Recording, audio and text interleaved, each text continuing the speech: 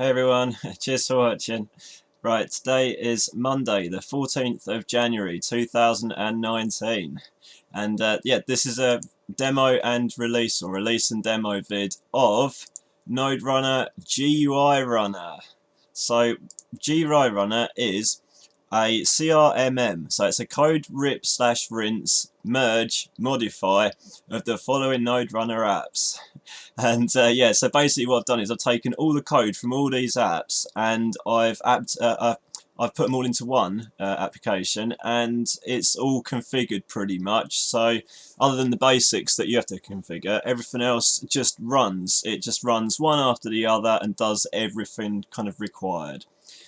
So yeah, there's settings, emails, you know, I mean, like a little log and stuff, and there's other bits. Right, if I just skim down this, oh, there's a there's a bug with the uptime timer. It looks like it's a lagging bug, so it is working. There's no issue with it. It's just, I think, a bit too busy, and so it's a bit slow. So it's a bit sucky. I'll have to look into try and fixing that. Anyway, yeah, so there you got like a report and stuff, and it gets created. Right, I've recoded block counter, so we got version 3 now of block counter. Well, there will be when I've ripped it out of this and stuck it, you know, created a block counter version 3. So anyway, this is the run order for what happens with block counter. As you can see, there's a whole bunch of stuff, and it's got some loops in there and all sorts.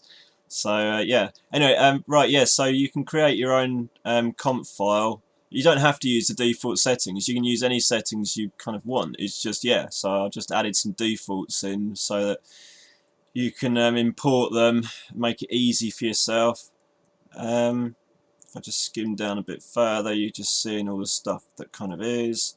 But we'll set it up properly live in a minute. And right, I've got a full, right, let's start from the beginning. We're going to do it with Vert because Vert blockchain is small and the blocks are not only happening really quickly normally anyway, but actually happening really quickly anyway. So I'm not sure what's kind of going on with Vert. But I've got a full node this end that's completely up to date, and we'll start with nothing, and then we'll jump over to a separate copy of the Vert blockchain which was up to date like 3 days ago, and then we'll just update the rest of that so you can see what it's like in the beginning and what it's like at the end. Right, yeah, I put some donation addresses in. I didn't really want to, and I don't expect anything, but at the same point, Bitcoin and crypto has tanked so massively that, you know, I mean, this is, like I say, like about a month or something of me just putting code together of all the code that I've done through the last, like, well, not all of it, but, you know, a shed load of it from the last, like, year or so. So, and I'm skint, and I'll have to stop doing free apps, I think, and go and get a freaking job. So, again, but there we go. So any donations are well welcome, well appreciated. Cheers. Anyway, it is what it is, and let's do a live demo. Right, let's get rid of that, and we'll drag this over. This is the second time I've done this vid because I doxed myself earlier, so I had to stop and do it again. Anyway, right, so what we're starting with is we're starting with a home folder of c/node-runner-root/GUI-runner. The dashes are because long folder names or long file names with spaces, which it's the spaces, it just creates nightmares with speech marks and all sorts. So I've just, yeah, just use dashes or underscores, but dashes are better. But anyway, right, so it's a 7-zip file that is downloaded, and in that you've basically got a bunch of stuff, but you really only need to worry about Gui-Runner and the send email. We get rid of that. So send email, you can just extract to there, and that's it. And that's the send email program that is external and rah rah. So yeah. Anyway, and then the settings are saved in a registry under the exe name, like the file name. So we'll just rename this to just test runner. Yeah, test-runner. So any settings under this one will be completely different to any settings that could have been under that one. So right. So we've got over here, we've got the live one, which is empty. and that's the blockchain, and we've got the vert one, the proper vert blockchain that is like 4.5 gig. So let's do this. So we've got no other files or folders, we've literally just done that, so let's run it. So here we go. Right, we're going to go settings, and we are going to go current, because that's the folder that we're in. Otherwise you can go, if you're not in that folder, it will tell you not in that folder. So we're in that folder. Oh, I've done it again. This is what I did earlier, but worse. Hold on, let me okay that for a second. I want these folder windows because I want you to see what's going on. So let's just do that again. Let's go settings again. Right, so we're going to create the folders now. Bosh, there we go. So we've got a folder for batch files, because running an automated process with apps that run apps that run apps that perhaps even run apps is a nightmare. So I think in the end I found batch files was the best way to get one app to run another and keep it separate and not have those nightmares. So the batch files are created through Gui-Runner. The block counts folder, none of these have anything in at the moment, but the block counts folder is for the get block count update log. The configs is for the config file we'll create in a minute. The logs is for, if I remember rightly, the send email creates its own log, and the reports is for the end report on this. And so each Gui-Runner you create, you don't have to create the folders anymore because they're already done now. So it will just stick the files into these folders. So it's, you know, it's a decent kind of file structure ish. So right, we've done the folders. So let's do the conf manager first. Come on, girl. Come on, girl. There we go. I think it's the always on top that gives a bit lag or whatever. So anyway, right, so that's the conf manager. We're going to go import default settings, and we are going to import the basic settings, and then we're going to import the vert settings and close that. And then we're going to go and do some RPC stuff. I'm going to put a username and password in, and I've got this linked on my other box, so it will work on with the connection. And what I also need to do is paste a, oh, don't do that. There it is. Paste these IPs for me. You don't have to worry about anything like this, but this is for me to be able to connect to my other box. And so that now, if we go in the configs folder there and go save on this, it creates the config file. And so there's all the information, and there's all the nodes that I know about for Vert that are on the wiki or whatever. So yeah. Right, so that's that done. So we can now close that. I'm going to, this is where I doxed myself before, because it was the email settings that you've got email per Gui-Runner, but you've also got the shared settings, which is where I doxed myself, because yeah, so you can put in, if you put in the where we going, node runner root, Gui-Runner send email, so there we go, and that's all you need to do on that. And then if you're going to use the email stuff, you don't have to do shared settings, you can do per thingy, but it's just, yeah, so you can do okay on that, and it'll then save it. There we go, and you can go use, and it will then stick all the information that you've got in here, and it obviously loads it from thingy. It's just like a shared registry folder that they all look at, so, or a bunch of keys or whatever. So anyway, so you can have your email settings, and that's it. That's as far as the email stuff needs to go. The scheduler stuff we're not going to worry about.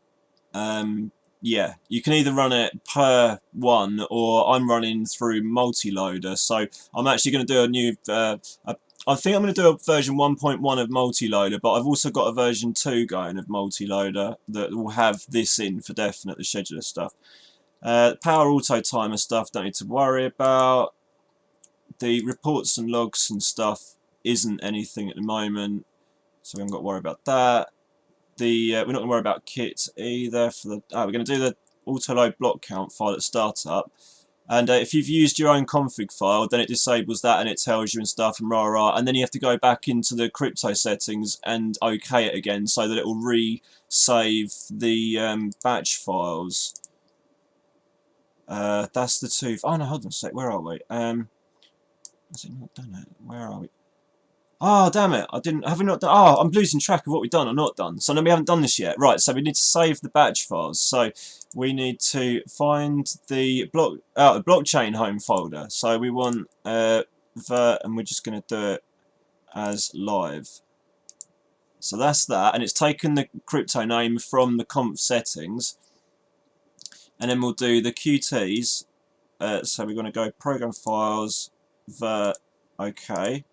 And then when we do that one, it will then open it up in the vert folder, and we go OK for that. And the daemon is the command line stuff, which we need, but only the CLI really, depending on how you're doing it. But yeah, most of the time you have a daemon folder, but Vertcoin comes down as like 2 zip files, so you can stick it all in one folder if you want, but I've just separated it again just for the sake of argument. But anyway, that's interesting. That hasn't pulled that up in the daemon folder. That should have pulled that up in there. I'll have to have a look at that.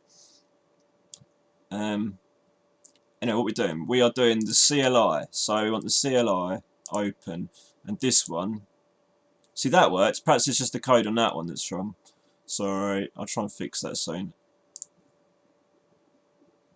Ha, that's interesting. I've just seen Kit do something as well. I'm not sure why Kit's doing something. I have tested all this, don't get me wrong. I've tested the pantos. I think it's because it's just the first run and it's not really set up properly and stuff. So, but I will have to have a look into some of these bits. So there we go. We'll save that now, and then we've got some run files now for the block counter, the CLI stop, the running the daemon, and running the QT. So we'll now close that and OK that. That's interesting. I've not seen Kit do that before. Anyway, so right, what we'll do now is we'll do the block times. So for vert, normally the block time is 2.5 minutes, so it's 2 minutes 30 seconds. So I would use 30 seconds, and so that updates that bit there. But you can type in manually into there whatever you want. But I was just being lazy and trying to be clever. And it started off with just a window with the block times, and then I did this, and then when I tried that, it was just pointless. It was just going to go forever on a loop. So you needed to have the times shorter. So that's why I've done this part here. So you can do any of these or whatever. But anyway, so that's that. So we're going to go finish when identical for block counter, and we're going to put the override timer on, and we're going to have it start when it starts. And we don't need to change any of the times on that. That's done. That's done. We're going to do tick boxes on this. So we're not going to start kit. We're going to go run QT, run block counter. We'll do the CLI stop, and we'll leave it at that for the moment. Oh, and we want the auto start as well, because we haven't done the email stuff. And the final log does get created, but it's only for the sending the email that actually is the tick box. So that's good, I think, to go. I think. So let's exit that now. And damn it, where's the folder gone? Oh, it's this one here, that's why. Let's go back on that. And then now, in theory, when we run this, this should do everything good. What are we doing? We're doing a countdown. That's what we're doing at the moment. So we're doing the countdown for the auto start, and then that's done that. Now auto starting, and now it's doing all of this.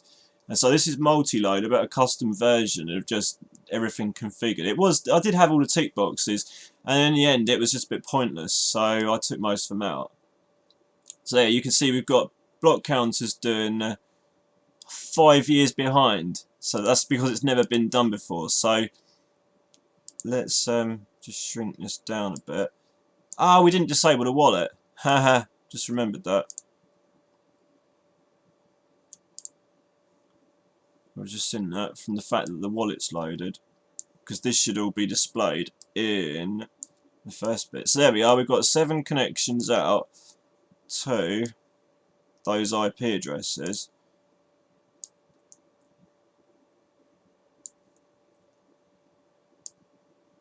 As you can see there. So there's block counter going. And because it hasn't got any information at the moment, it hasn't got any blocks or anything it can put in here. So, because we're still on 0 blocks. So let's see what happens when it gets down to 0 again. It might put a 0 in, or it might not put anything in.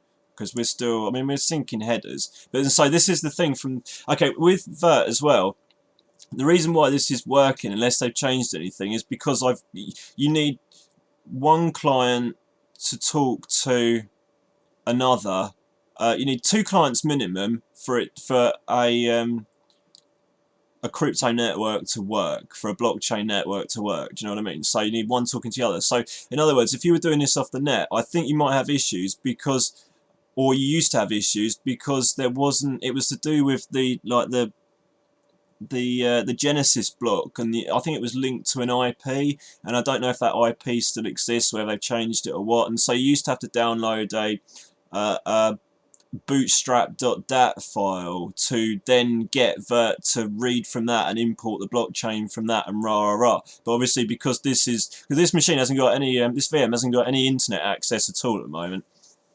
It's got nothing, so that's why it's not pulling anywhere else or anything. It's literally just got this, and I haven't done the firewall rules, I think, on this, so that's why it's got nothing coming in. But as you can see, it is downloading the information. So let's go network traffic. Oh yeah, because this is awesome. This is over 7 virtual network cards that are all a gigabit each, and so the problem is with this is that this will keep going all the way until it's kind of got, you know, I don't know how to, it basically it'll do like 3 gig I think over this, so it'll just carry on doing this for like 3 gig until it's got whatever it was happy with, and then it starts actually updating and creating the blockchain properly or whatever. So I love this because it eventually, or at some point, it actually comes up with like 10,000, so it reckons it's like a 10 gig connection or something. So as you can see, anyway, block counter's working because it hasn't moved on, it hasn't skipped anywhere, it hasn't done anything. It's just doing it, and it obviously doesn't. It's just waiting. We're really now at the point with the override timer. That's where it's at, or for something to kick in, and so we will have to swap over to the other. There, look at this guy now. Is this actually going to go for it now?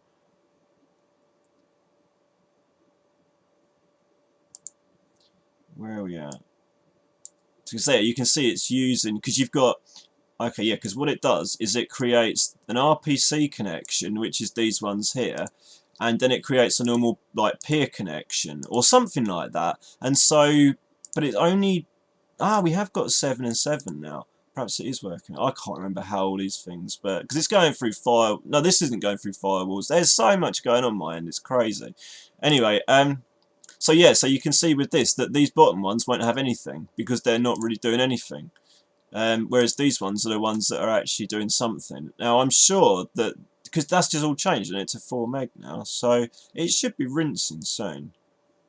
I know it's still going. Look at that. See, there's 1,000, so that's a 1 meg connection, and it's obviously just, look, we're at 43 meg now. Where are we at on the see, we're only at 8% though.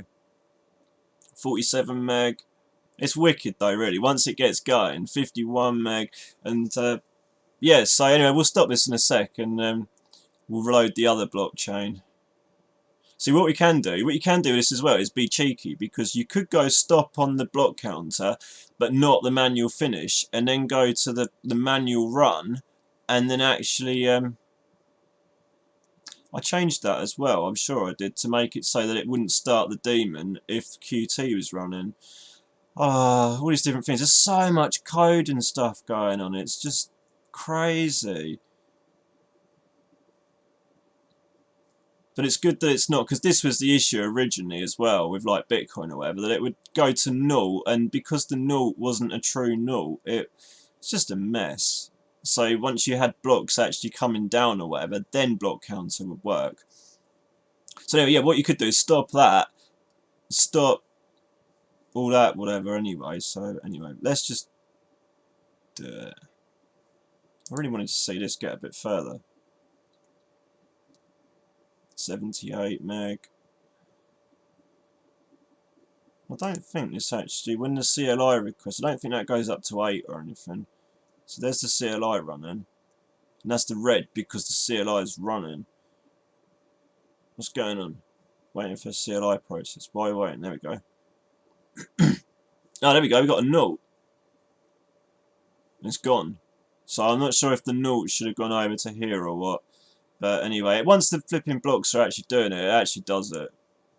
So anyway, let's just stop this. This is boring. Let's right. What we're going to do is we're going to close this. Right, we'll do let's do a manual finish on that,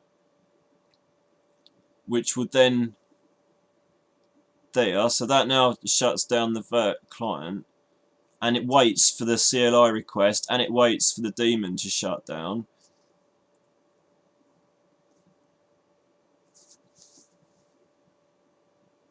And that would now auto close or whatever. And so what you've got now is you've got the end log, and so there's the log generated. Obviously it's still null. It's funny if well, I'll show you in a minute. It's funny. Right, this is the runtime. See, that says 550, so it's still counting, but that says 550. But if you look at, so 333 take, you know, 326, 26, 728, 930 to 132, 33. So that's 7. So that's not 5 minutes at all. And so that's what I mean, that there is, I think there's every 3 seconds, see, it's lagged. And it's lagged again. And so I'm not sure why it's lagging. Then you've got a whole bunch of information there that is. So anyway, that's that. So let's change the conf file to have wallet disabled. There we go. And we'll save that again now. There we go. OK that. And then we'll exit this and we'll change this to be small. And we'll change this to be live. Right, so now let's run this again. Okay, there we go. So it has imported the naught now. So I'm not sure why the issue with that is. But normally it works. Oh, I'll tell you why. Because did we exit or did we start? No, we did exit. No, I don't know. I don't know. That's what I mean. There are stupid little bugs like that I have found and fixed, as well as any other kind of bugs and whatever. But there's so much code that it is just a bit of a nightmare. So there we go. So now we've got, so yeah, it says 5 gig folder size. It reckons we're starting on 0, but that's because it hasn't done a get block count yet and realised that it's on a completely new blockchain. Because obviously it's just the folder that's changed, so it doesn't really care either way. But this is going to be interesting because this is counting down. We're still at 0 on this, but this is still loading. So this should still, I think this will either say 0 or actually pull up a block number. But because this hasn't finished loading the block numbers, yep, so there's a 0. So there we go. See, it hasn't updated, or has it updated? I think because there's so much. It's like if not null, and if not empty, and if not flipping null with the extra bit, then do everything else. Otherwise, do a whole bunch of other stuff instead. And just, you know what I mean, there is a lot. I mean, it's nowhere as complicated as the like crypto wallets and stuff. Don't get me wrong, but I'm not a genius. I'm not. So there we are. So 1,066,000, and now we're shooting upwards. So there we go. So this is now at 0, but that's still going. So there we go. We've got a not identical. And we're in there. Right, now this is where the fun starts, because you can obviously see that this is working. So we are currently 3 days behind. Let's have a look at the traffic. What have we got? Oh yeah, because you see now it's worked, obviously, because we're all on here now. We haven't got the wallet and stuff. The peers are only those ones. I think it might be when you get the other peers connecting as well, that it then, because we haven't got the others yet, we've only got the 7 out, we haven't got the 7 in. 7055. So yeah, it's changed, and so now it'll update that, and then it starts again.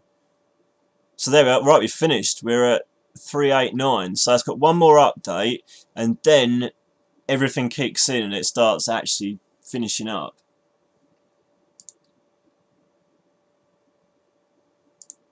We still haven't got them. So see what I mean? We've updated now fully, completely from the other box. We still haven't actually got any connections in. It's just funny. We've only done a 3 meg.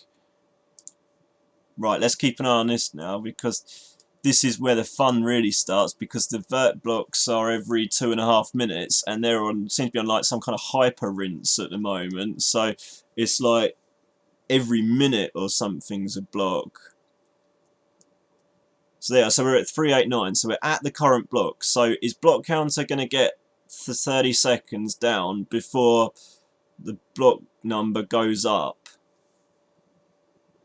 That's really where we're at now. There is a manual run. You can do the run now, and it just kicks the timers in like it should do.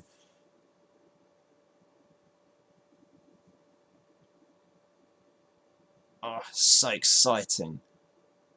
Because also, if the block changes while the triple check tech is kicking in, here we go.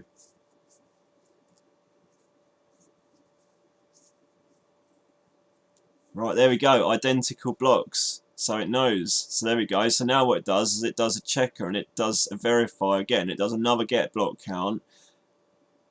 And so it's done a loop, and so that's identical. So it's still identical. So now it's gone over to the last one. This should be the last check. And it's still identical.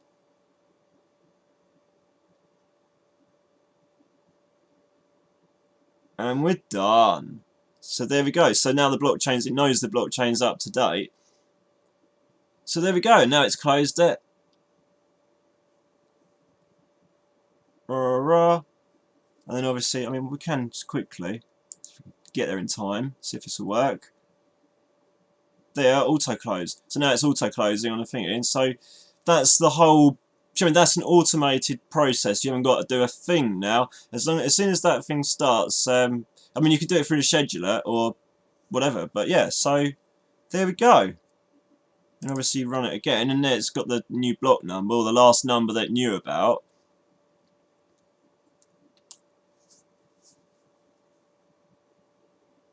Three, two, one. Bosh. That was quite a good one actually, because it didn't have block nightmares with blocks updating like halfway through the check and stuff. So that's always funny because it just resets it all back to white again on the triple check ones, and starts the countdown timer again, I think, if I remember rightly. So let's see where this gets to. Rewinding blocks. 389, 389. Doesn't look like we've got any more blocks.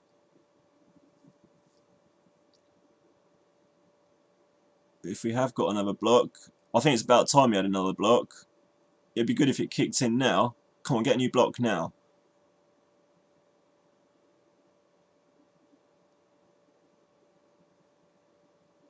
It's not going to happen, don't think. It's going to finish again and just be done.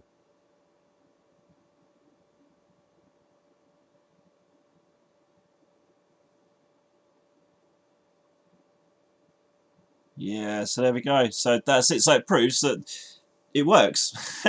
Proves it works.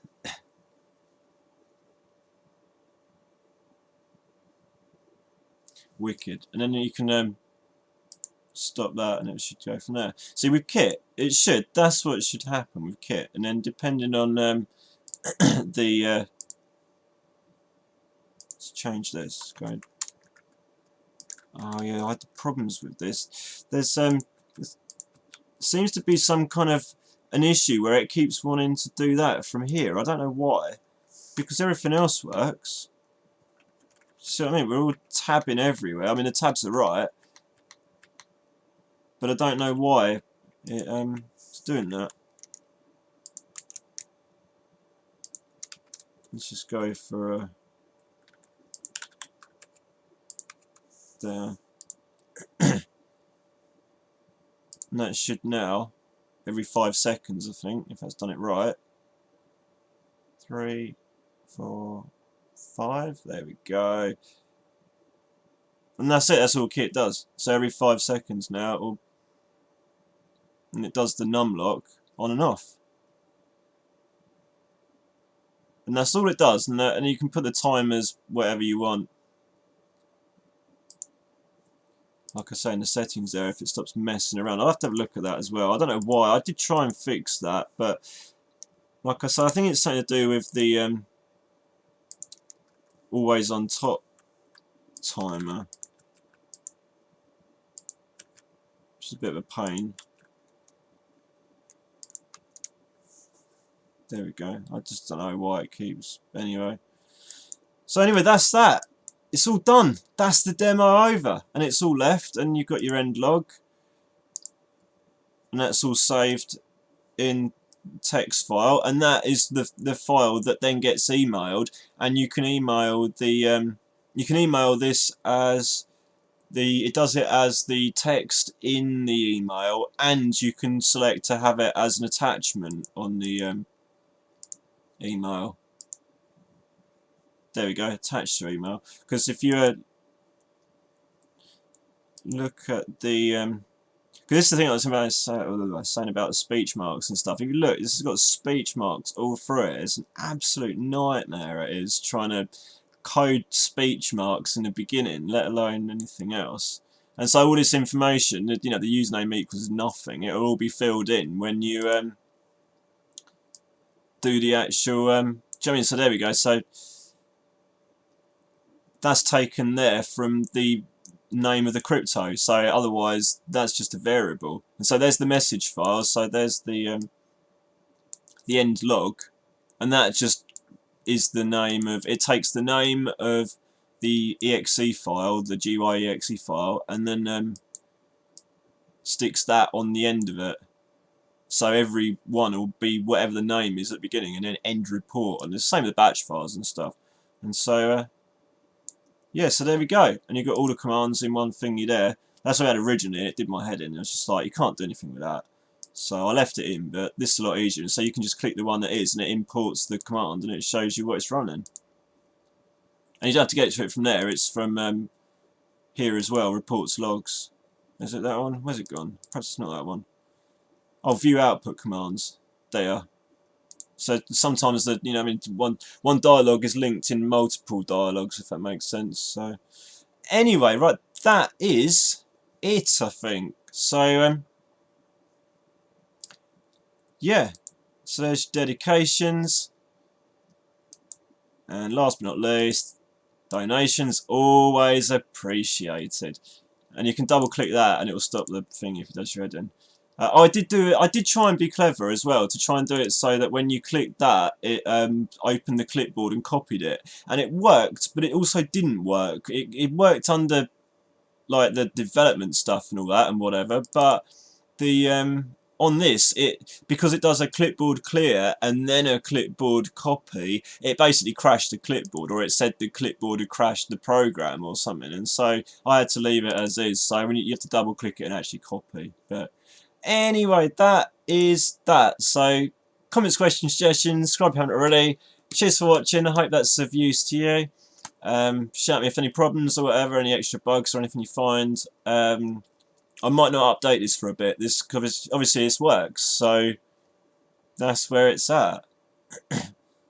That's interesting. Notice that it's gone from 5 gig down to 4 gig. Not sure why it's done that, but there we go. But it's right. That's what it says. So whatever Vert did, that's what Vert did, basically. Anyway, right, yeah, so I'll leave it at that. Cheers for watching, everyone. Take care, and I'll see you in the next vid. Wicked. Alright, cheers, guys. See you later then. Alright, bye then. Bye. Bye.